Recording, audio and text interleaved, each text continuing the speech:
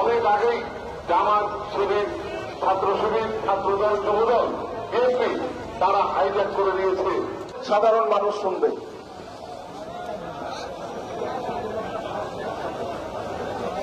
ছিলাম এবং সমন্বয়কদের একজন, আপনারা চাইতে সত্য কথা বলতে সেই মবটা আমরা কন্ট্রোল করতে পারিনি এবং সেই মবে অনেক বিশৃঙ্খলাকারী ঢুকে রাজশাহীর বিভিন্ন ক্ষতি করেছে, যা আমরা বিভিন্ন সংবাদ মাধ্যমে দেখেছি।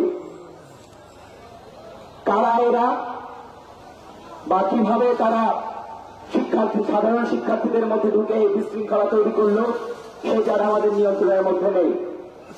তারপরেও আমি বিশ্বাস করতে চাই আমাদের সরকার শিক্ষার্থীদের দাবি মেনে নিয়ে তিনি যেমনটি বলেছেন ওটা রিফর্ম করবেন এবং যথাযথভাবে।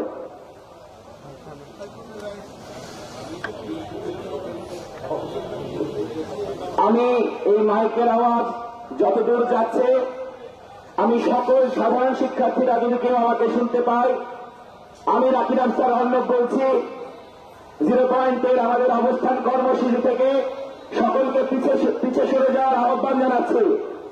যারা সাধারণ শিক্ষার্থীরা রয়েছে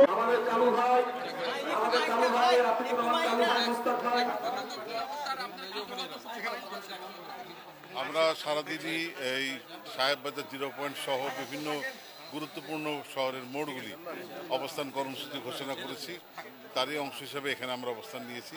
আরও বিভিন্ন পয়েন্টে আছে এবং যেখানেই এই আন্দোলনের নামে যারা অরাজকতা সৃষ্টি করতে চায় তারা যদি আসে, যদি অরাজকতা করার সামান্যতম চেষ্টা করে তাহলে তাৎক্ষণিকভাবে তার জবাব দেওয়ার সিদ্ধান্ত আমরা নিয়েছি। আচ্ছা, একটু আগে গোটা বিরোধী আন্দোলনের একজনের সঙ্গে আপনাদের মনে হয় কথা হয়েছে বা মিটিং করেছেন, কি কথা হলো, কি আপনাদের সামনে? তো সেই ছেলেটি পরিষ্কারভাবে স্বীকার করেছে মাইকে সবার সামনেই, এবং আপনারা হয়তো ধারণ করেছেন যে রাজশাহীর সমন্বয়কদের মধ্যে অন্যতম সে দায়িত্ব পালন করছিল, কিন্তু সে এখন পরিষ্কারভাবে বলছে এই আন্দোলনের নেতৃত্ব তাদের হাতে আর নেই, সম্পূর্ণভাবে চিন্তা হয়ে গেছে। যারা রাজনৈতিকভাবে সরকারকে হেয় করতে চায় বা পতন ঘটাতে চায় তাদের হাতে চলে গেছে। সে তার সঙ্গে আর নেই, তাদের সঙ্গে নেই, এবং সাধারণ ছাত্রদেরকে সে এখানে অবস্থান যদি কেউ নিতেও আসে তাদেরকে না এসে নিজ নিজ জায়গায় চলে যাওয়ার আহ্বান জানিয়েছে।